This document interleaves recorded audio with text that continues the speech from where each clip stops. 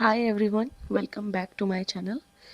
My self Priyanshi Sharma. अगर आप मुझे नहीं जानते हैं आपने वीडियो का टाइटल पढ़ लिया है। It's been the most requested video ever on my channel, that how to control negative marking in NORCET exam और any other competitive exam which are related to the negative marking. 1/3 की होती है, 1 mark की होती है, so it depends on exam to exam. So basically we'll move further in this video to get more information regarding this the same. So सबसे पहले क्या होता है कि हम लोग क्या करते हैं, हम लोग बहुत जल्दबाजी करते हैं और वो जल्दबाजी किसी काम की नहीं रहती है, बिकॉज हम क्वेश्चन को गलत कर आते हैं और नेगेटिव मार्किंग हमारी ज़्यादा हो जाती है, पॉजिटिव कम बचते हैं. ऑल्सो मेरे केस में भी ये बहुत अप्लाई हुआ है. लास्ट मैंने नोट सेट दिया था, मेरे इतने ज़्यादा नेगेटिव थे, इतने ज़्यादा नेगेटिव थे, I can't even tell you कितने नेगेटिव मैंने किए हैं. So I taught this learning from my last mistake. So you should also learn from your mistakes, because nobody going to teach you the mistakes जो आपने अपनी past life में की है. So make sure to read the question properly, then only answer. ठीक है, पहले आप अच्छे से क्वेश्चन को पढ़ोगे, भाग दौड़ नहीं करनी है कि कैसे इसको करना है. अब देखो, डिपेंड करता है कि आप कितने क्वेश्चन अटेम्प्ट करो. फॉर एग्जाम्पल कोई क्वेश्चन पेपर है 100 नंबर का, तो आपको कितने अटेम्प्ट करने चाहिए एक अच्छी रैंक के लिए. सो मैं ये बोलूँगी कि आपको उतने ही अटेम्प्ट करने चाहिए, अगेन जो इसमें आपको बहुत श्योरिटी है. फॉर एग्जाम्पल अगर आपको 70 क्वेश्चन आते हैं अच्छे से, then only you do 70 question. अगर आपको रैंक चाहिए तो आप 5-6 क्वेश्चन का रिस्क ले सकते हो अगर आपने 70 क्वेश्चन अच्छे से अटेम्प्ट किए हैं तो. Otherwise do not take risk, आप उस लिस्ट से भी बाहर हो जाओगे. ठीक है, एज आई फेल्ट, और मैंने महसूस किया है और मेरे साथ हुआ भी है. सो हर लोग अपनी गलतियों से सीखता है. सो आई वुड से कि do not take risk unnecessarily if you are not comfortable and if you are not that much positive to giving that answer. कभी भी मत करो. सबसे पहले अच्छे से क्वेश्चन को पढ़ो. कई बार दूसरा पॉइंट ये है कि कई बार हम ये देखते नहीं, एक्सेप्ट है, डू नॉट है, फॉल्स है, ट्रू है. We don't see that, we just see the option and the one word in question line. So इससे भी बहुत मिस्टेक्स होती हैं. ठीक है, तीसरा मैं बोलूँगी कि आप सेकंड में इसी में ऐड ऑन करूँगी कि इसको अच्छे से देखो भाई. डू नॉट है, डू है, डोंट्स है, डूज हैं, फॉल्स है, एक्सेप्ट है. Please keep paying attention on these kind of words, because these words are gonna आपको जल्दी से रैंक से उधर से नीचे ले आएंगे. तो इन क्वेश्चंस को अच्छे से ध्यान देना है, बिकॉज आपका ध्यान हटा, ऐसा नहीं है सबका ध्यान हटा. तो कुछ लोग उसको बहुत अच्छे से अटेम्प्ट करेंगे तो वो रैंक यहाँ से यहाँ पहुँच जाएंगे और आप यहाँ से सीधा यहाँ आ जाओगे. So doesn't make any sense, it does not make any sense. So I think second point ये है. थर्ड पॉइंट ये है कि जब तक आपको यकीन ना हो कि मेरा ये क्वेश्चन का ऑप्शन ठीक है, डू नॉट मार्क दैट. क्योंकि उससे क्या होगा कि आप मार्क कर दिया, दूसरी बार आप उस रिवीजन पे आओगे तो आपको लगेगा कि ये तो ठीक है, ये जो मेरे इंस्टिंक्ट्स कहते हैं ठीक है, बट आपके इंस्टिंक्ट्स एग्जामिनर के इंस्टिंक्ट्स तो सेम नहीं है ना, वो तो डिफर कर सकते हैं. सो प्लीज़ जब तक आपको क्वेश्चन एकदम क्लैरिटी ना हो जाए कि यही आंसर है इस क्वेश्चन का, do not mark that, do not mark that. Otherwise आपकी रैंक बहुत पीछे जाएगी और हो सकता है आप कॉम्पिटिशन लाइन में ही ना रहे, कॉम्पिटिटिव लाइन में ही रहे.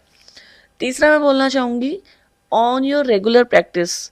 ठीक है, on your daily basis just do test series. हाँ, टेस्ट दो, मॉक टेस्ट दो, सो दैट आपको पता चल जाए कि आपकी रैंक क्या आ रही है, आप किस उसमें हो, कि कहाँ लाई कर रहे हो आप, है ना, आपका स्टैंडर्ड क्या है.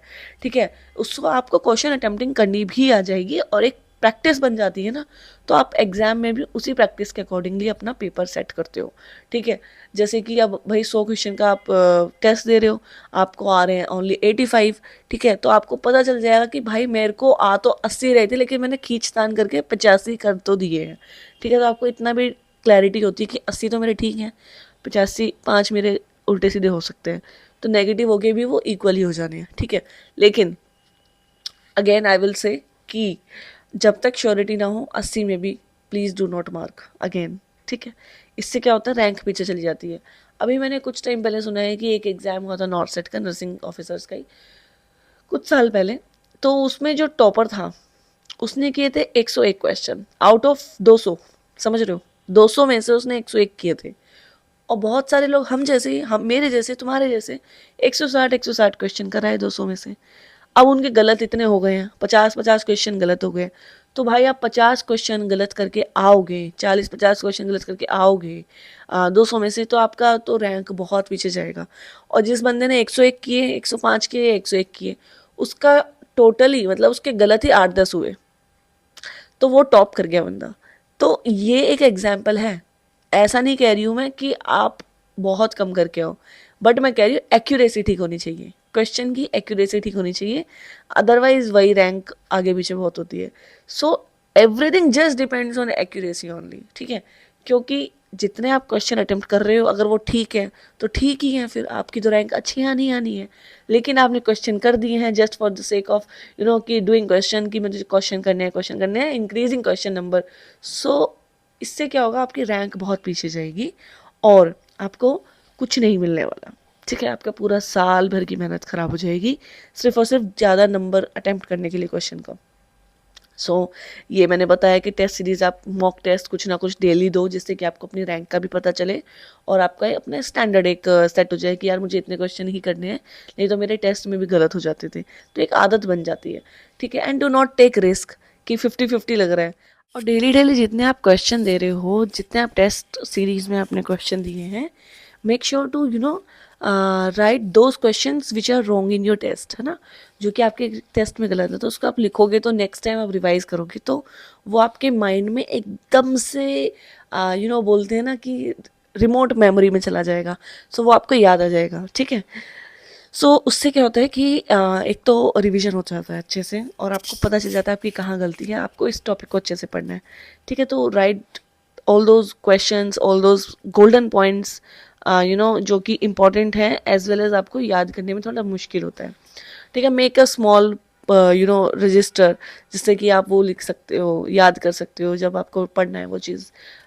पतला सा बनाओ जिससे कि आप ट्रैवलिंग में भी उसको ईजिली आप उसको पढ़ सकते हो, किसी को इतना डिफिकल्ट ना हो, इतना बड़ा चौड़ा लंबा बनाओगे सो उससे भी कोई सेंस बनता नहीं है। सो ये सब चीज़ें और डिपेंड करता है। लास्ट लास्ट अगेन मैं यही सेम चीज़ बोलूँगी कि क्वेश्चन पेपर का स्टैंडर्ड कैसा है, इजी है टफ है, डिपेंड्स ऑन दैट। अगर इजी पेपर आ रहा है और आप करके आ गए हो 50 क्वेश्चन 100 में से, तो भी आपका सिलेक्शन बिल्कुल नहीं होगा, ठीक है, बिल्कुल भी नहीं होगा। और अगर थोड़ा टफ आता है और आप क्वेश्चन अच्छे करते हो, एक्यूरेसी के साथ करते हो, लेकिन थोड़ा कम भी करते हो तो वो चलेगा, ठीक है। क्योंकि क्वेश्चन पेपर सबके लिए टफ है, ओनली आपके लिए नहीं है। सो जो पढ़ने वाला होता है उसको पता होता है अपना स्टैंडर्ड कि भाई किस तरह का पेपर आया है, किस तरह से ईजी है, तो मुझे थोड़ा क्वेश्चन अटेम्प्ट ज़्यादा करने हैं, depend on exam level standard. So basically this is all just I wanted to share with you, all of you. मेरा भी एक्सपीरियंस है, मैंने भी बहुत नेगेटिव किए हैं, बट आप उसको सुधारोगे तो अच्छा होता है। Even though I am also learning again, मतलब डेली डेली आप प्रैक्टिस करोगे, कंसिस्टेंसी रखोगे तो वो अच्छी चीज़ होती है। सो hope this video helps you. और नेक्स्ट कुछ पूछना है तो आप कमेंट डाउन कर सकते हो and share this video maximum to your friends family, so that उनको भी एक टिप मिल जाए कि ऐसे कुछ, हाँ ठीक कह रही है ये बंदी, इसकी बात हमें कहीं तक ठीक लगी। So hope this helps. Take care, bye bye, पढ़ाई करते रहो।